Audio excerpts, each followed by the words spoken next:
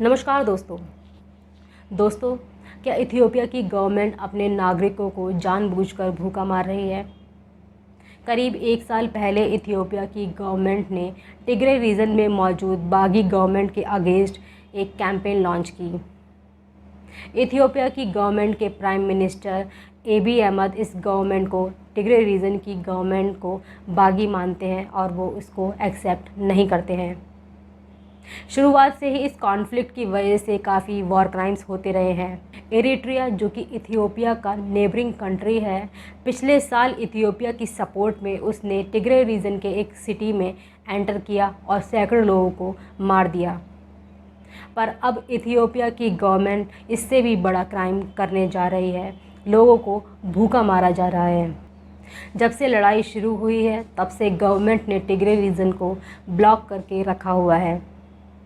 जुलाई में जितने फूड की ज़रूरत थी उसका सिर्फ एक ही पार्ट टिग्रे रीजन को मिल पाया। फ्यूल और मेडिसिन की सप्लाई तो दूर की बात है। 5 मिलियन से ज़्यादा लोगों को खाना पूरा नहीं पड़ता और 4 लाख से ज़्यादा लोग एक्सट्रीम हंगर फेस कर रहे हैं।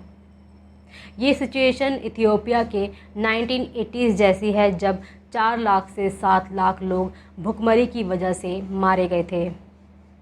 वहीं इथियोपिया की गवर्नमेंट का कहना है कि वो इस सिचुएशन को दूर करने के लिए सारे कदम उठा रही है, पर यूनाइटेड नेशन का डेटा कुछ और ही कहता है। मदद करने वाली एजेंसीज़ का मानना है कि टिग्रे रीजन को कम से कम हर दिन 100 ट्रक्स चाहिए होते हैं फूड आइटम्स के, जबकि गवर्नमेंट सिर्फ 10 ट्रक्स को ही हर दिन अलाउ करती है। इंटरनेशनल एजेंसी से मदद मांगने के बजाय गवर्नमेंट इनके एफर्ट्स को रोक रही है। जैसे इथियोपिया की गवर्नमेंट ने 2 एजेंसीज़ के काम को सस्पेंड कर दिया है। यूनाइटेड नेशन के सीनियर ऑफिशियल्स को इथियोपिया की गवर्नमेंट ने ये कहकर एक्सपेल कर दिया कि वो इथियोपिया के इंटरनल मैटर में दखल दे रहे हैं। वहीं अमेरिका और यूरोपियन यूनियन ने इथियोपिया को टिग्रे रीजन में वॉर को ख़त्म करने के लिए फोर्स किया है। हथियारों की सेल और कुछ मदद को रोक दिया गया है। अमेरिका ने इथियोपिया पर फाइनेंशियल सैंक्शंस लगाने तक की बात कही है, पर इन सब का असर ना के बराबर रहा है। पहले इथियोपिया फ्रांस, जर्मनी और इजराइल से हथियार खरीदता था, पर अब वो टर्की और ईरान से खरीद सकता है। अगर यूनाइटेड नेशन आर्म्स एम्बार्गो लगाता है तभी इथियोपिया को डेडली हथियार खरीदने से रोका जा सकता है, पर चाइना और रशिया यूनाइटेड नेशन के सिक्योरिटी काउंसिल में ऐसा करने से रोक रहे हैं। यहाँ तक कि यूनाइटेड नेशन को उसके ऑफिशियल्स के एक्सपल्शन को भी कंडेम नहीं करने दिया जा रहा। स्ट्रिक्ट सैंक्शंस लगाना तो दूर की बात है। फॉर्चुनेटली वेस्टर्न कंट्रीज़ के पास अभी भी लेवरेज है। IMF से जो इथियोपिया इमरजेंसी लोन चाहता है और क्रेडिटर से जो वो अपना एक्सटर्नल डेब्ट कम करने की मांग कर रहा है, ये सारी बातें वेस्टर्न कंट्रीज़ के सहमति पर ही निर्भर होंगी।